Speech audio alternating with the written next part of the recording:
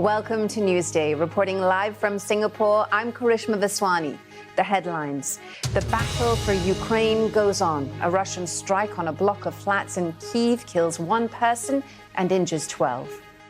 This is the nightmare for the city. More attacks like this, and of course, they're vulnerable to missile strikes. But Kyiv is big and it's sprawling, and the defenders have many advantages, which they're using.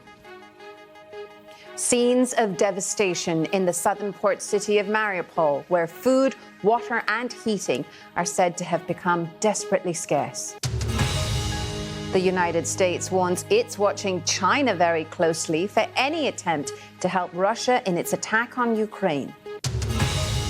And an anti-war protester interrupts primetime news on Russian state television, denouncing the conflict in Ukraine. What it shows is that despite the Kremlin's almost total control of the media, it's still struggling to persuade some people within the system that what the Kremlin is doing is right. Live from our studio in Singapore. This is BBC News. It's Newsday.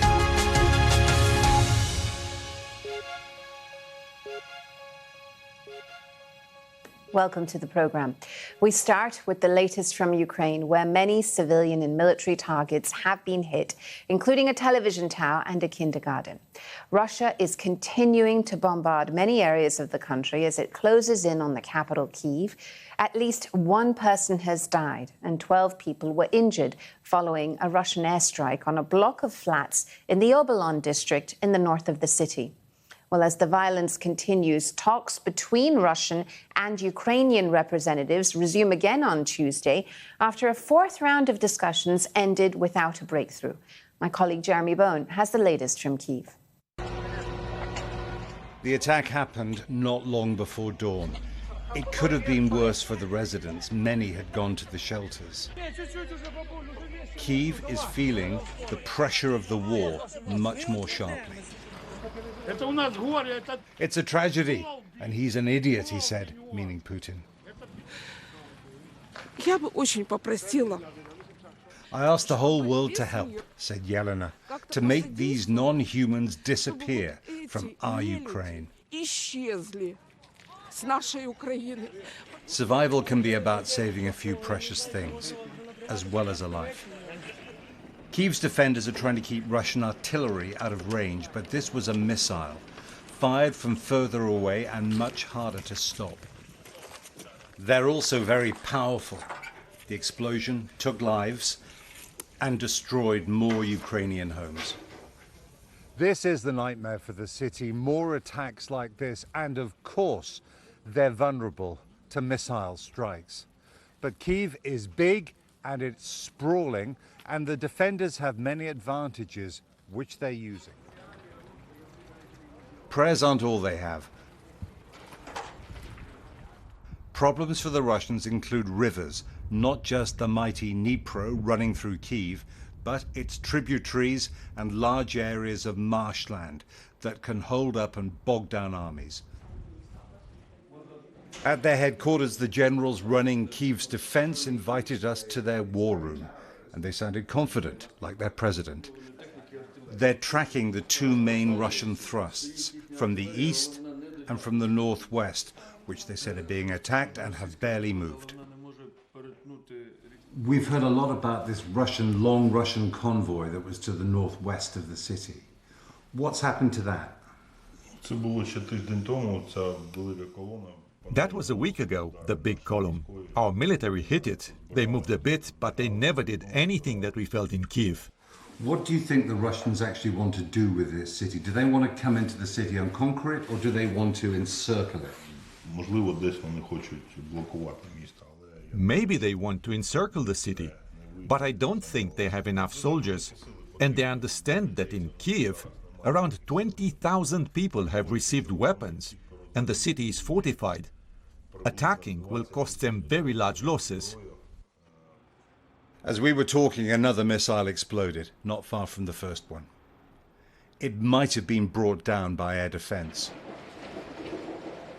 A trolleybus conductor was killed.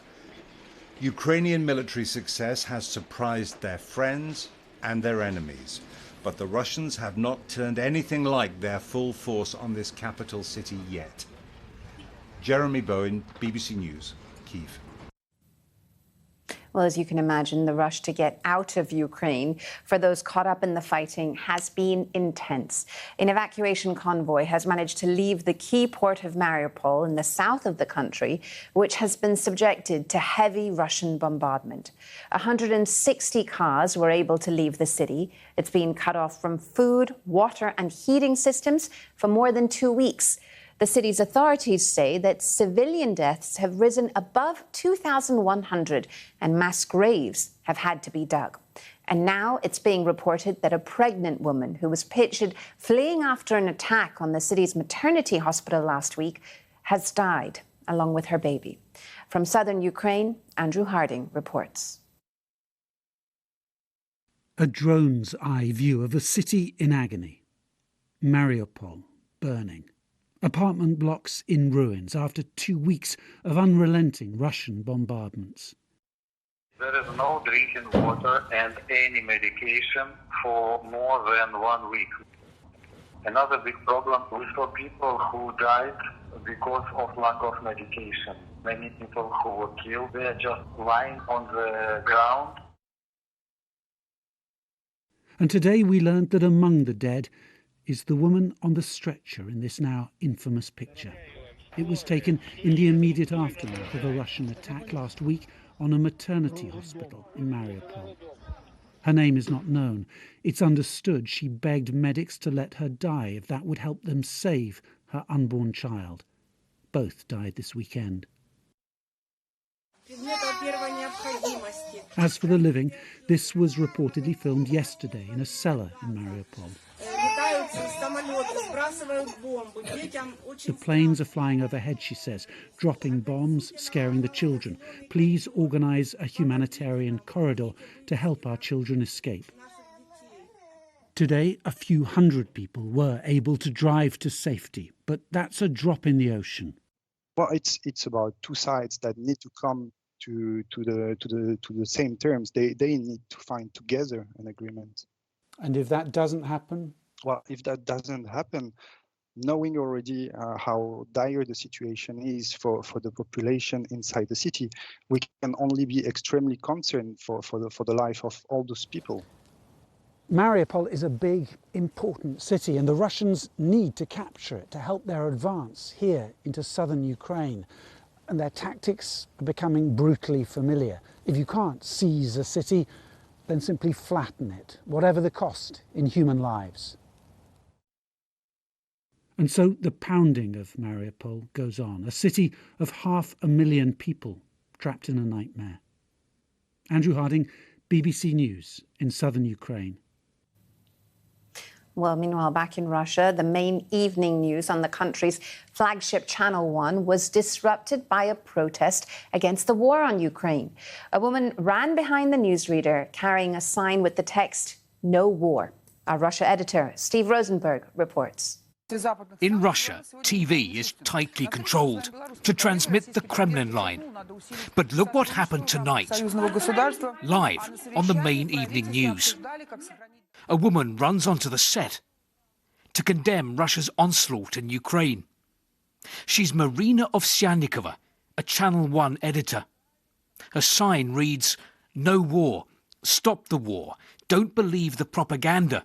They're lying to you here. Russians against war."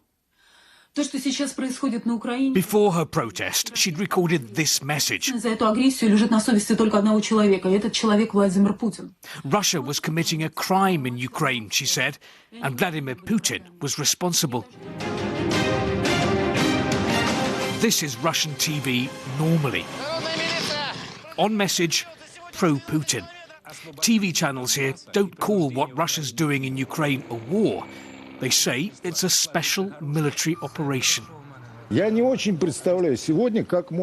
critical voices have been creeping in. On a popular talk show, this film director says he can't imagine Russia taking cities like Kiev and warns that close allies like China and India might distance themselves from Russia. But this is more than just criticism. It's a direct challenge. One woman taking on the Kremlin.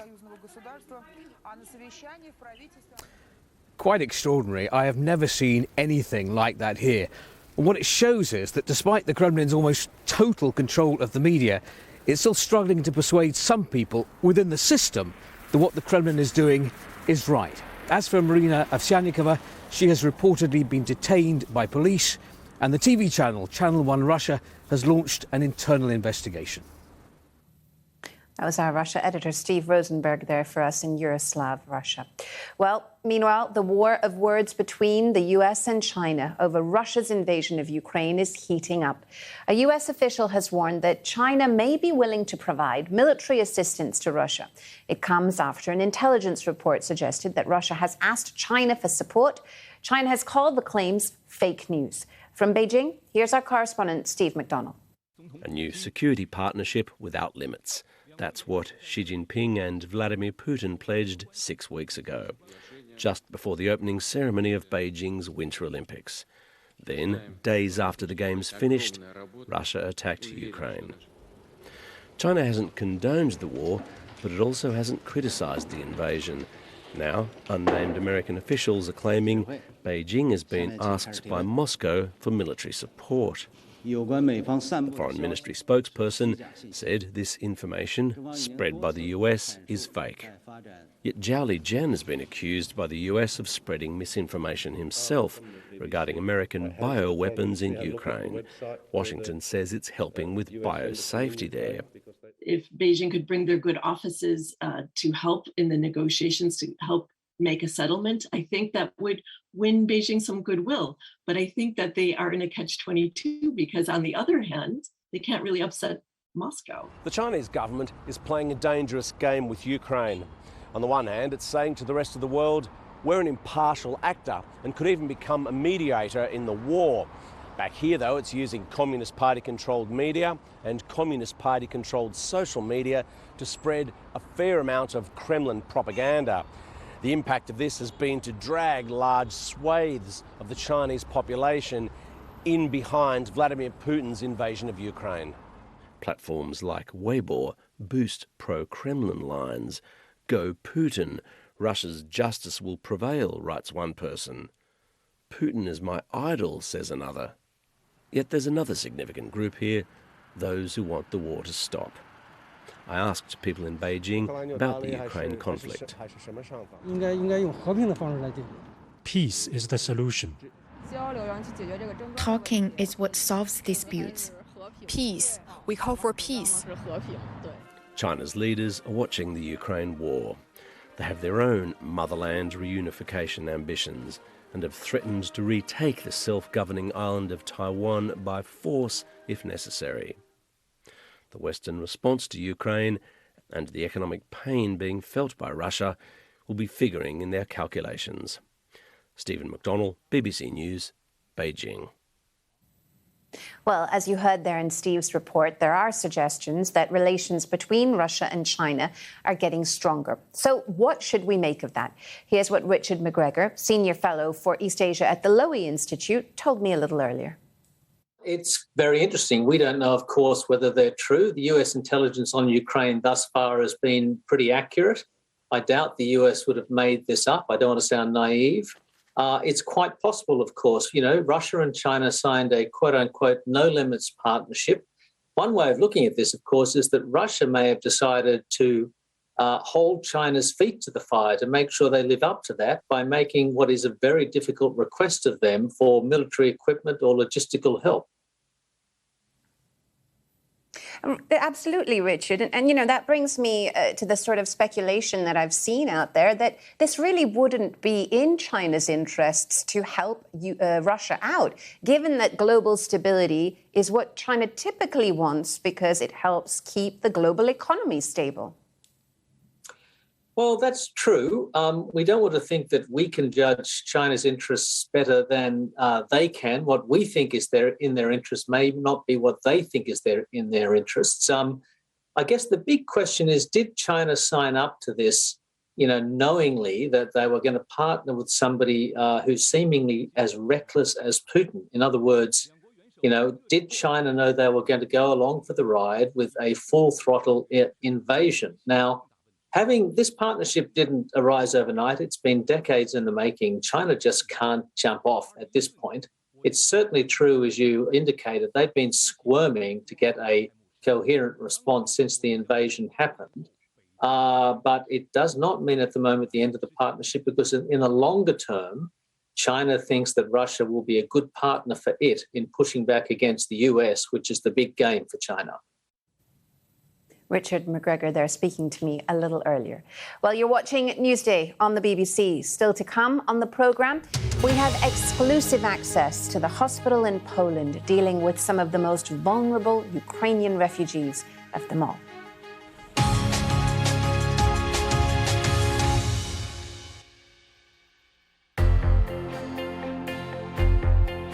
Today we have closed the book on apartheid and that chapter. More than 3,000 subway passengers were affected. Nausea, bleeding, headaches and a dimming of vision. All of this caused by an apparently organised attack.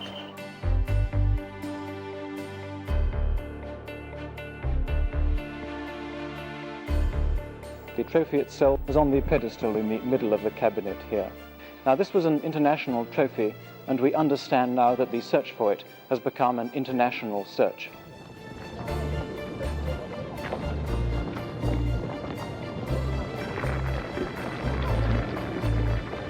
Above all, this was a triumph for the Christian Democrats of the West, offering reunification as quickly as possible, and that's what the voters wanted.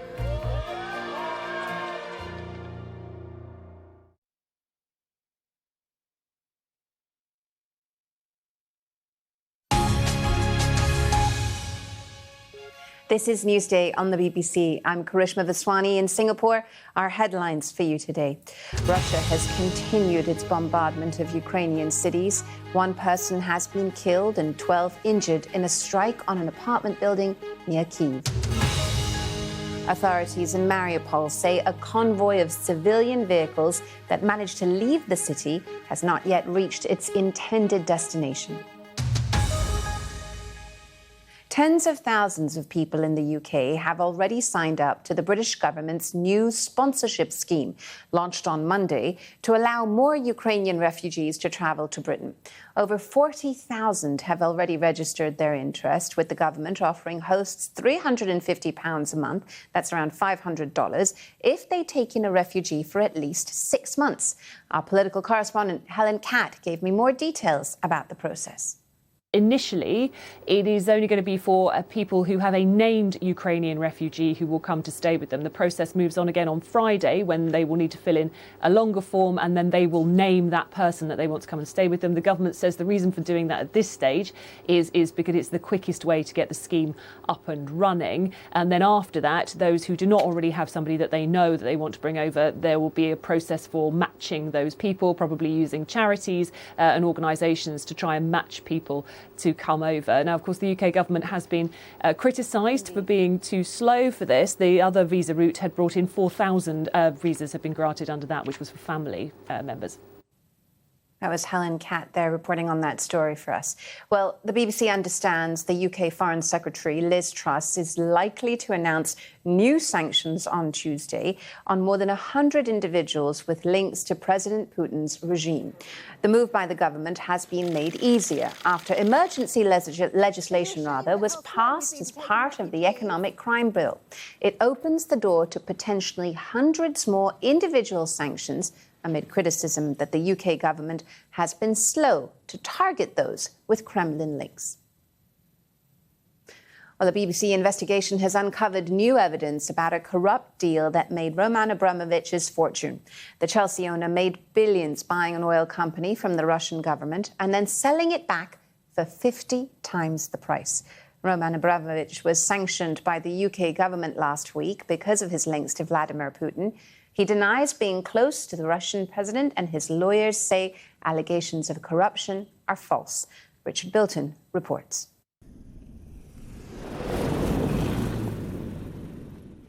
This is Russia's wild east, the oil fields of Siberia. It's where Roman Abramovich made much of his fortune. Back in the 90s, he had a plan. The idea was simple. Persuade the Russian government to combine some of the vast state oil facilities, create a giant new company, and then sell it off. The price and the sale would be agreed in advance, and the lucky buyer would be Roman Abramovich. And that's what happened. Mr. Abramovich took control of the company called Sibneft in a rigged auction. He ended up paying around $250 million. 10 years later, he sold it back to the government for a staggering $13 billion. That's a corruption. This is what you call corruption. Roman Abramovich has stolen money from Russians, billions of dollars of money of Russian taxpayers. A confidential source has given us information about the corrupt Sibneft deal. We were told the details were copied from files held on Mr. Abramovich by Russian law enforcement agencies and then translated into English. Now, we can't verify that, but checks with other sources back up many of the details. The document says those investigating the Sibneft sale wanted to charge Mr. Abramovich with a $2.7 billion fraud. The Department of Economic Crimes investigators came to the conclusion that if Abramovich could be brought to trial, he would have faced accusations of fraud by an organized criminal group. The secret document also suggests Roman Abramovich was protected by the former Russian president Boris Yeltsin. It says law enforcement files on Mr. Abramovich were moved to the Kremlin and an investigation was stopped by the president. We showed the secret document and court papers from a legal case where Mr. Abramovich talked about his dealings in Russia to a leading expert on dirty money. The material that I've seen suggests that the whole of the acquisition of, or the creation of the Sibneft wealth in the hands of Abramovich is as a result of corruption. It reeks of illegality. Mr. Abramovich's lawyers deny he was protected by Boris Yeltsin. They say there's no basis for alleging he has amassed very substantial wealth through criminality. Sanctioned by the UK government last week, Roman Abramovich's secret past is finally catching up with him. Richard Bilton, BBC News. Well, the majority of Ukraine's refugees have headed for Poland. So far, most have been put up in people's homes. But for the thousands of Ukrainian civilians who need medical care, the journey has been even more traumatic. Louis Goodall is in the city of Lublin and was given exclusive access to one of the biggest hospitals that has been taking in Ukrainian patients. 3 weeks ago, 44 million people lived in Ukraine. Now 1.7 million of those people, mainly women and children, live in Poland. Dzień dobry. Most are exhausted, some are sick, some need medical care, and some were pregnant. His name is Matvey. He's a boy. He's 4 days old, and he's not alone. At a hospital in the city of Lublin, 60 miles from the border, babies have been born in a country not their own, away from fathers they've never met, that they might never meet. They bombed all of our relatives in Kyiv, and we also don't know what will happen next, if we will have a place to return to. Why? Because of Putin. Lunchtime for babies. Matvey's mother isn't the only one having to endure the deepest of distress. Some refugee babies have been born premature, the trauma of the journey inducing mothers before the time was right. Each is now the charge of the Polish health service. And there's so many more health needs besides. Imagine having cancer, fearing for your life, and having to flee for it as well. For us, it's impossible to get an operation because they treat the soldiers and only the most pressing civilian cases are treated. So I didn't have another choice. My only option was to come to Poland and be treated. I'm so happy I could cry. I'm happy with the doctors and with all the staff who work here. With oncology, you cannot lose time. We were terrified. On March the 8th, they examined me, they studied my medical records, and on March the 9th, I had the surgery. We are getting the same treatment as Polish women. It really moved me. And it isn't just the arrivals straining the system, but those who've left. This hospital was to be rebuilt. Construction is now halted because half the labourers were Ukrainian and they've gone home to fight. I think in a longer period, international support, international help will be needed. What would that support look like? Doctors, nurses, supplies? No, I think places in the hospital. This is just the beginning for this medical team. Next, they're planning for how they might treat patients in a chemical attack. Poland is not at war, but in terms of some of its horrors, it doesn't feel far away. Lewis Goodall, BBC News, Lublin. That's it from us. Thanks for watching Newsday. Do stay with BBC News.